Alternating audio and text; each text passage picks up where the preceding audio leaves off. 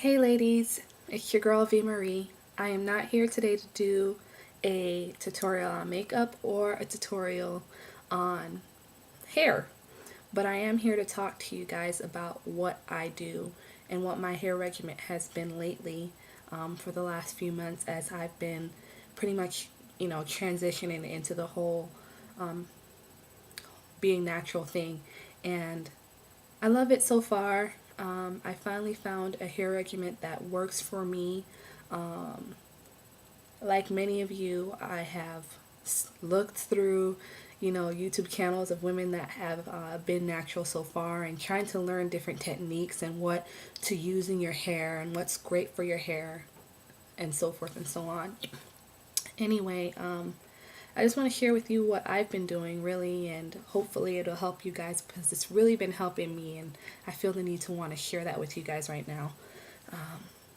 And yes, a lot of you have been asking me of how I get this look with my hair, and me walking through the process will show you exactly what you need to do to get your hair looking like this as well. So first things first, I've been researching and I pretty much set a goal for myself on wanting to grow my hair at least 3 inches this year and wanting to do everything the right way, trying to find natural ways of ingredients, natural ways of allowing my hair to grow in a healthy way.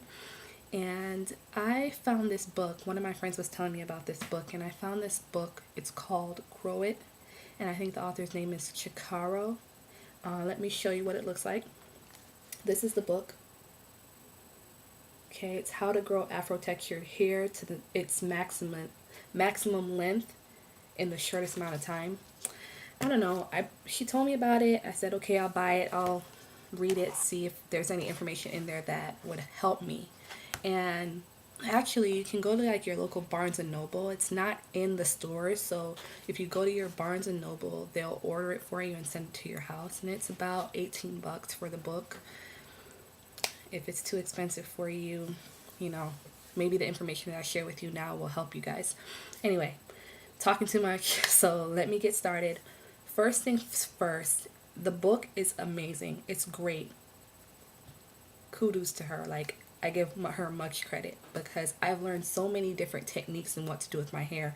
And she's not one of the kind of women out there or who they tell you what you need to do to grow your hair and then they advertise a product and say that this product is going to help you grow your hair. She's not like that. She says go find the product for yourself, find what works for you, but this is the technique that you use along with using those products. She does mention certain things that are good for your hair, like coconut oil, castor oil for strengthening your hair, rosemary oil, peppermint oils, those kind of things she mentions, but you go out and you buy it.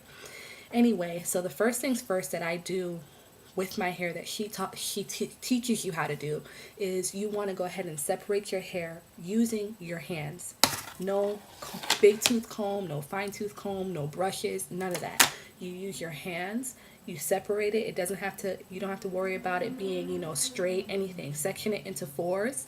She tells you to, once you've sectioned your hair off, don't use rubber bands, don't use, pins that you pin your hair up with because sometimes those things can snatch your hair off and you're breaking your hair for no reason. So she tells you to use either like a satin wrap or even nylons, to wrap those parts of your hair while you're dealing with a certain section. So once you've had that your hair sectioned off in four with nylons wrapped on it. I know it seems weird, but it works because nylon isn't going to break your hair. And I'm talking about pantyhose, old pantyhose, cut them up, tie your hair up, and you're good to go. So once you've done that, what you want to do is take that one section of your hair and you're going to use your hands to detangle your hair. It's the best way to detangle your hair. You're not using a whole bunch of force. You're just taking your hair in sections and then you're combing your hair out. Not up, not, friction, just combing it out anytime you see a tangle in your hair, you want to make sure you get as much of the hairs off the tangle as possible before you deal with that tangle.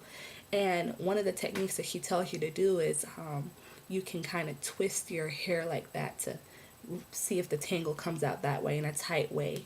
So once you've detangled your hair fully by doing a downward motion with your hands only, then you braid your hair. And then you want to section it off, and you want to have about 4 braids, sorry, on each side. And I'm talking about this regular plaits is what I call it. So once you've plait your hair, you've made sure all your hair is detangled, and it doesn't have to be like, perfect. That's okay.